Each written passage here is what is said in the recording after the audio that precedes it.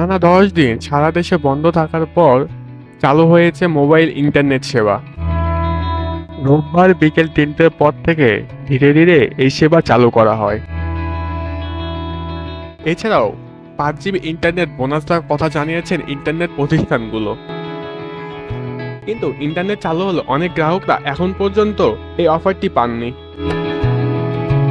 কয়েকটি মোবাইল অপারেটরের কর্মকর্তাদের সাথে কথা বলে জানা গেছে, ইন্টারনেট চালু হওয়ার পর কারা এই মোবাইল সেবাটি পাবে এবং কারা এই মোবাইল সেবা পাওয়ার যোগ্য সেটি আগে বাছাই করা হবে এবং যেসব ব্যক্তি এসব মোবাইল ডাটা পাওয়ার যোগ্য তাদেরকে SMS এর মাধ্যমে জানিয়ে দেওয়া হবে। সঙ্গে সঙ্গে সেই ডাটা প্যাকেজটিও চালু হয়ে যাবে। যখন সেই প্যাকেজটি চালু হবে সেই সময় থেকে 72 ঘন্টা পর্যন্ত সেই অফারটির মেয়াদ থাকবে।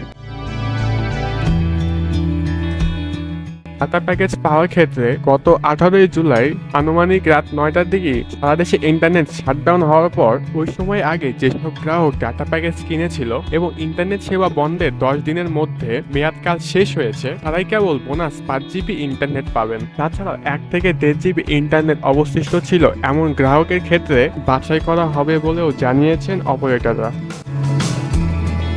তবে সেটি কখন থেকে দেওয়া শুরু হবে তা নিয়ে এখনো সিদ্ধান্ত হয়নি। যখন যাকে এর ডাটা প্যাকেজ দেওয়া হবে তখনই তাকে SMS এর মাধ্যমে জানিয়ে দেওয়া হবে।